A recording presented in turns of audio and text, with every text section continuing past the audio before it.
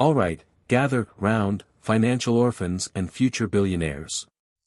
Let's talk about something most gurus won't touch with a 10-foot pole: how the smart investors, bless their cold, calculating hearts, actually get rich during economic recessions, while everyone else is busy panic selling their Roth IRAs for a handful of magic beans. Shocking, I know. But it's true. Welcome to the Hunger Games of your portfolio, where the odds are never in your favor unless you actually understand the game. And today, we're dissecting the playbook of the pros. Because, let's be real, you're not here to just survive a recession. You're here to thrive.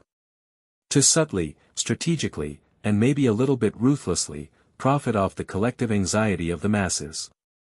Sound good? Let's dive in. Hashtag the grand delusion, why most people are already losing. First off, let's address the elephant in the room, or rather, the lemming-like stampede off a cliff, the average investor's reaction to recession talk. It's usually a cocktail of fear, misinformation, and a sudden urge to hit the sell button on everything from their Apple stock to that vintage Beanie Baby collection. What most people think a recession means is doom and gloom, the end is nigh, sell everything and hoard toilet paper. And while a bit of emergency preparedness is always smart, liquidating your entire portfolio at the bottom of a market cycle is the financial equivalent of setting your money on fire. It's the classic, buy high, sell low, strategy, perfectly executed by millions of well-meaning but ultimately misguided retail investors, year after year. Why does this happen? Simple. Media sensationalism, herd mentality, and a fundamental lack of understanding about how markets actually work. They see red numbers, they hear recession, and their lizard brain screams danger. But here's the tea: danger for some is opportunity for others. And today, we're making you the others. Hashtag recession fundamentals, the not so glamorous truth, but it's important. Before we talk about making bank, let's get our definitions straight. A recession, in its most basic form, is typically defined as 2 consecutive quarters of negative GDP growth. Yada yada, economic slowdown. But what does that actually mean for your money? It means job losses, reduced consumer spending, declining corporate profits, and, crucially for us, falling asset prices. Stocks, real estate, sometimes even bonds, take a hit. Why? Because fear drives liquidity out of the market. People need cash for emergencies, businesses cut back, lenders get stricter. This forced selling and lack of demand push prices down. But here's the kicker: recessions are a normal, inevitable part of the economic cycle. They're like the market's way of hitting the reset button, flushing out the over-leveraged, the overvalued, and the "we're just printing money now" vibes. They're painful, yes, but they also clear the path for the next bull run. And that, my friends, is where the smart money makes its move. Hashtag the smart money mindset: emotional detachment is your superpower. This is probably the hardest part for most people, because it requires you to be a bit of a robot. The smart money operates with almost clinical emotional detachment. While everyone else is panicking, they're strategizing.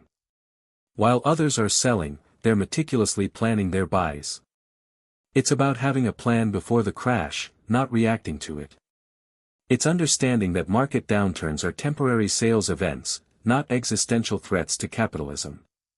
Your emotions, fear, greed, FOMO, are your biggest enemies here. They lead to irrational decisions. A smart investor has already done their research, set their entry points, and allocated their capital. They're not predicting the dip, they're prepared for it. Think of it like this: if your favorite store announced a 50% off sale on everything, would you run away screaming, or would you grab your wallet? The market is no different during a recession. Assets you wanted to own just became significantly cheaper. Why wouldn't you want to buy them? Hashtag the arsenal, tools for recession profit. Let's get spicy. Now for the good stuff. How do you actually do this? What are the specific strategies that the financially savvy employ when the economic sky is falling? Dollar cost averaging, DCA, the steady Eddie who always wins. This isn't sexy, but it's effective. Dollar cost averaging means investing a fixed amount of money at regular intervals, regardless of the asset's price. When the market is crashing, this is your secret weapon. Think about it, as prices fall, your fixed investment buys more shares. You're automatically buying more when assets are cheap, and fewer when they're expensive. Over time, this smooths out your average purchase price and significantly lowers your overall cost basis. So, when the market eventually recovers, and it always does, you're positioned to see outsized returns. It removes emotion from the equation, forces discipline, and turns market volatility into your friend. Finally, a way to make being consistently mediocre actually pay off. Your average cost per share will thank you. #B Value investing, finding Rolexes for the price of a Timex. This is the OG play, popularized by legends like Warren Buffett: be greedy when others are fearful. During a recession, many high-quality companies, with strong balance sheets, consistent earnings, and competitive advantages, moats, get indiscriminately hammered along with the duds. Their stock prices plummet, not because their fundamentals have evaporated, but because panic has taken over. This is your moment. You're looking for diamonds in the rough. You're analyzing companies with metrics like low price-to-earnings, P/E, ratios, low price-to-book, P/B, ratios, healthy debt-to-equity ratios, and robust free cash flow. You're looking at their business model. Is it still relevant? Does it have a sustainable competitive edge? Is it managed by competent people? When a solid, profitable company's stock is trading far below its intrinsic value, that's your buy signal. It's like finding a limited edition designer bag in a thrift store, because everyone else thinks it's broken. You swoop in, acquire quality assets at bargain prices, and hold for the inevitable recovery. This isn't day trading, it's long-term wealth building, capitalizing on market irrationality. #C, short selling, for when you want to profit off someone else's misery, legally. Okay, this one is for the advanced players, the ones with a slightly cynical streak and a high tolerance for risk. Short selling is betting against a stock.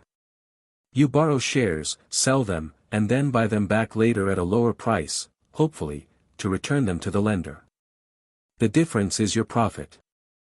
During a recession, some companies that were already weak, overvalued, or just plain poorly managed get exposed.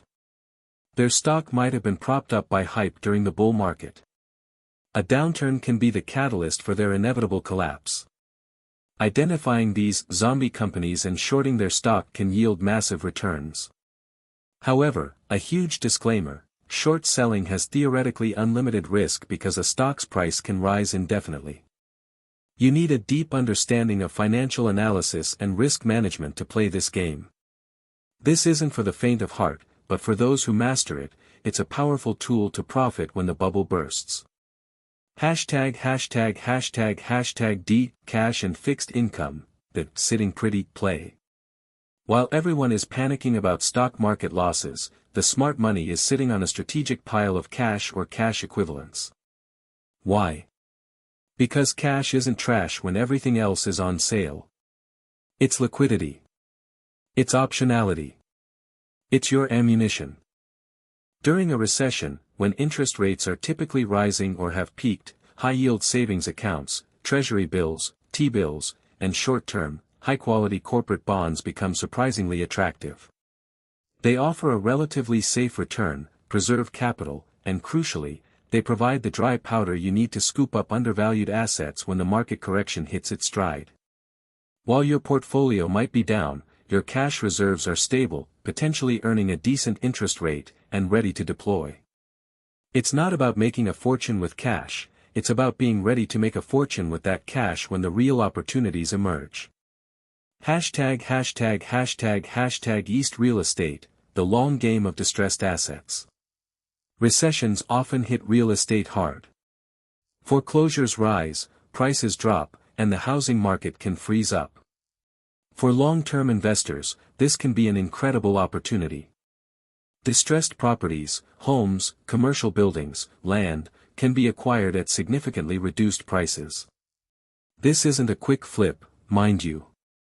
It's often a multi-year play requiring capital, patience, and sometimes, the willingness to deal with renovations or difficult sellers. You can also explore real estate investment trusts, REITs, that specialize in distressed properties or sectors that might recover strongly. However, always be wary of falling into the trap of catching a falling knife. Proper due diligence and understanding local market dynamics are paramount. When everyone's dumping their second home like it's a hot potato, that's when you look. #### practical steps, your "Don't Be Stupid" guide to recession preparedness. Okay, so you've got the mindset and the strategies. Now, let's talk about the practical prep work you need to do before the storm hits. Because if you wait until the last minute, you're already behind. 1. Build your emergency fund. This is non-negotiable. 6 to 12 months of living expenses in an easily accessible, high-yield savings account. This is your personal liquidity, your shield against having to sell your investments at a loss if you lose your job or face an unexpected expense. 2. Reduce high-interest debt. Credit card debt, personal loans, these are financial anchors. Pay them down or pay them off. Lowering your fixed expenses gives you more breathing room and more capital to invest when prices drop. 3. Review your portfolio. Identify your weak links. Are there companies you own purely based on hype? Are you overconcentrated in one volatile sector? Trim the fat. Rebalance. Ensure you're diversified across different asset classes, sectors, and geographies. This isn't about perfectly timing the market, it's about being prepared. 4. Allocate buying power. Set aside a specific portion of your portfolio or savings that is earmarked for investing during a downturn. This is your dry powder. Don't touch it. Don't let FOMO make you spend it early. Have a disciplined plan for how and when you'll deploy it. 5. Educate yourself continuously. The more you understand about economic cycles, market history, and valuation principles, the less susceptible you'll be to panic. Knowledge truly is power in this game. 6. Patience is a virtue, and a profit generator. Recessions aren't usually quick, sharp V-shaped recoveries. They can be prolonged, messy affairs. The smart money doesn't expect instant gratification. They buy when things are ugly and wait for the market to eventually recognize the true value. You think investing is a sprint? Honey, it's a marathon, and the finish line is usually marked by a giant pile of other people's failed investments. Conclusion, the ultimate wealth transfer event. So, there you have it. Recessions aren't a curse, they're an opportunity, a massive transfer of wealth from the impatient to the patient, from the emotional to the logical, from the unprepared to the strategic. While the average Joe is fretting about their 401k shrinking, the truly savvy are quietly positioning themselves for the next boom cycle, acquiring quality assets at prices they could only dream of during the peak. It takes discipline, a bit of courage, and a whole lot of emotional control. But if you can master these principles, you won't just survive the next recession, you'll use it to propel your financial future forward. Don't just watch the market happen to you, make it happen for you. If you found this brutal truth bomb useful, hit that like button, subscribe for more cynical financial wisdom, and let me know in the comments, what's your go-to recession strategy? Now go forth and subtly capitalize on the collective anxiety of the masses. You're welcome.